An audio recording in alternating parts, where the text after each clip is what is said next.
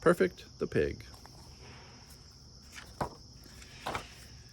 He was so small that his mother didn't know he was there. The other piglets were always pushing and shoving, squealing greedily for food, or rolling around in the mud.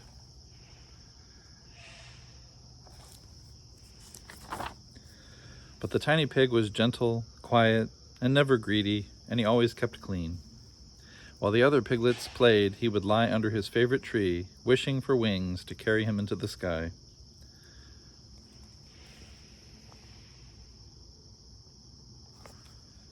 One day he heard a great shriek.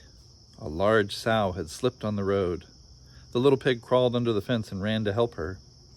He wedged some pebbles and twigs under her, and with great effort finally helped her to her feet.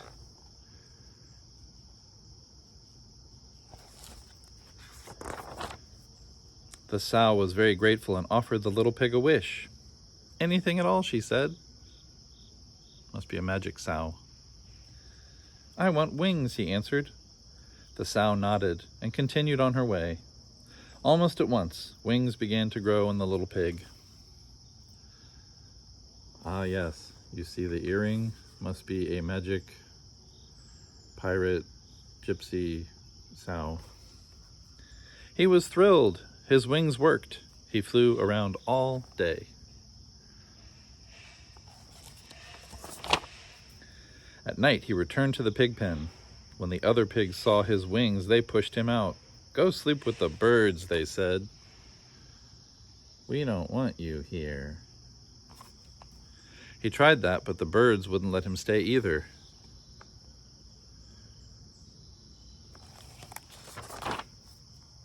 On and on he flew towards the city.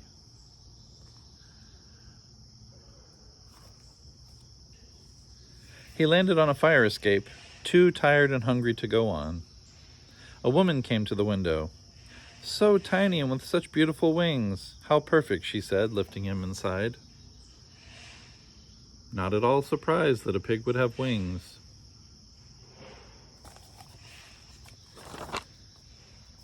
She fed him, then put him to bed and kissed him goodnight. The little pig kissed her back. This so delighted the woman that she named the pig Perfect. Perfect could hardly believe it. He had not only found a home, but someone who thought he was perfect.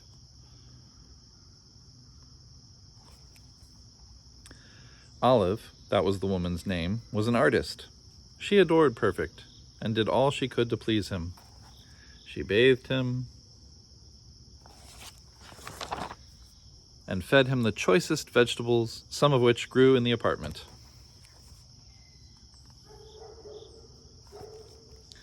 Soon she began to make pictures of Perfect, posed among fruits and vegetables. He was a wonderful model.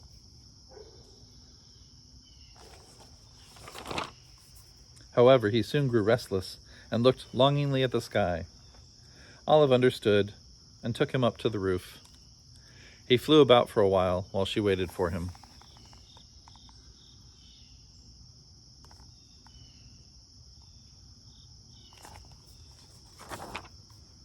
Olive made a little jacket to cover Perfect's wings so he wouldn't attract attention when she took him on walks.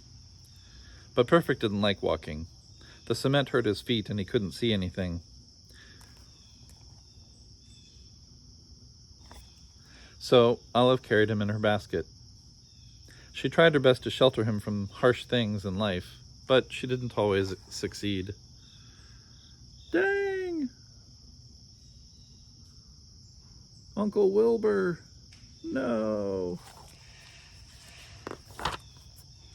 People liked the pictures of Perfect and bought them. Olive's savings jar began to fill up. Soon the apartment was crowded with pictures, fruits and vegetables, and a growing Perfect. By now he'd grown so much, he was getting too big to hide.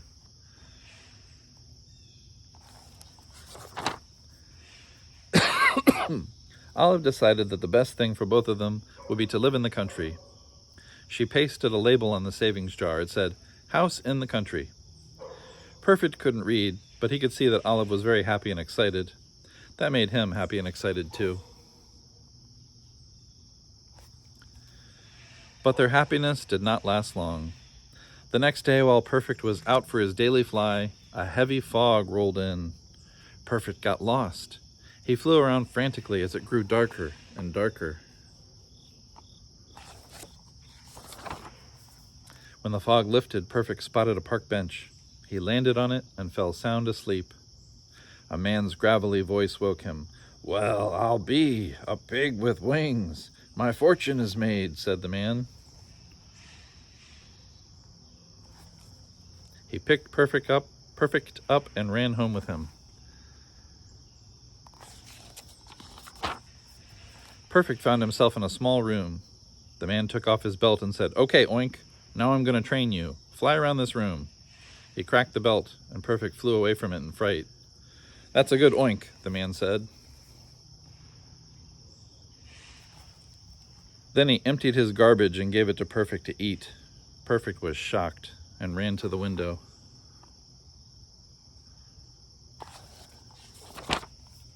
"Oh, no, you don't," the man said, and tied Perfect to a pipe.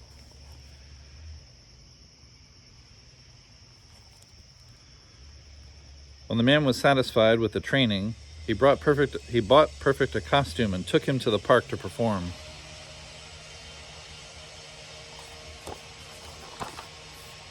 At the end of the performance, Perfect would fly over the heads of the audience. Everyone oohed and awed, and the man collected lots of money. This book is kind of like a mix between Charlotte's Web and Dumbo. Every night, after counting the money, the man gave Perfect a hard look and tied him up tighter. Once Perfect tried to resist and flapped his wings. "Trying to fly away, eh? I'll fix you, you flying pork chop," the man said.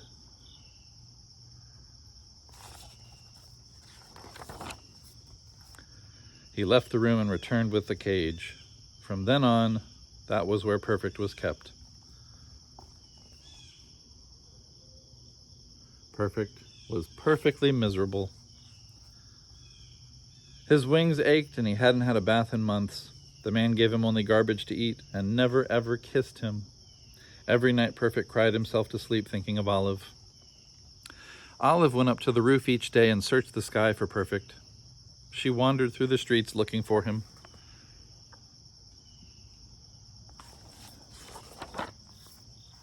Sometimes she wondered if Perfect had been a dream. The one remaining picture of him reminded her that he was real.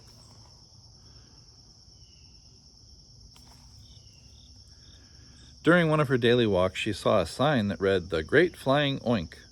Olive immediately bought a ticket and went in.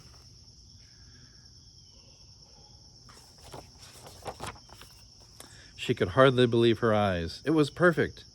The man leaning over him was saying, "Fly, you stupid oink, or it's off to the butcher with you." But Perfect couldn't budge. He was so sad and his wings hurt.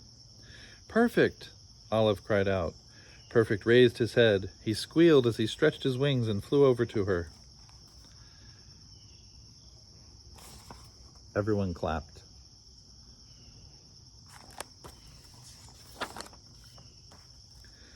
Olive took off the leash. "Where are you going with my pig, lady?" The man said. "This is my pig," said Olive. The man and Olive began to argue. "Let a judge decide this," someone said. Everyone agreed. The judge listened to both sides.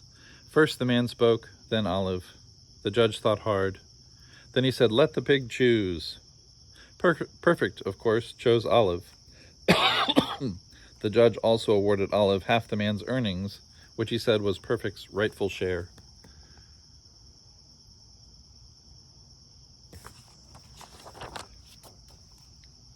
With the money, Olive bought a little house in the country where she and Perfect lived in peace and happiness.